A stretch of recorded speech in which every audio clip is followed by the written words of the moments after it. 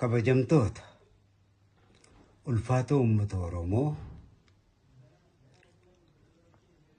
jiraadha kan kiristaana kan musliimaa kan waaqeffataa kan protestaantii hundi kan sabaa sablammii hundi kan Itoophiyaa hundi kan Afrikaa hundi kan Oromiyaa hundi kan addunyaa hundi dhalli namaa haa jiraatu. Ani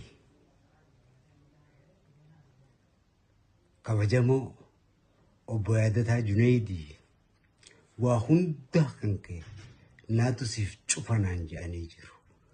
Obbo Yaadataadhaaf Rabbi naa kadhadhaa akka amantii keessanitti naa galatoomfadhaa.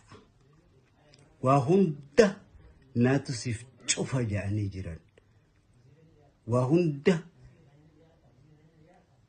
naatu siif taha jedhanii jiran waan ta'eef kana booda waan tokkotti rakkatanii hin ciqqamina waa'ee kan kootti. Yaadataadhaaf Rabbi naa kadhadhaa naa galatoomfadhaa.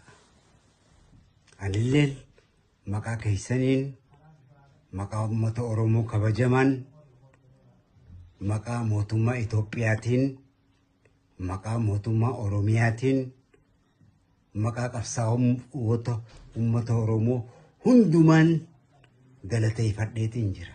Isinis naa galateeffadhaa. Dhaan isiniin jaa kabajamoo obbo Yaadataa Junaydii akkuma kaleessa ilkaan kan kootolchanitti arraas fayyadama kiyyaaf waa hunda kan keenatu cufa jedhanii beellama naa seenanii jiru. Kanaaf isinis naaf ulfaadhaa isammoo naa galateeffadhaa. Bye bye.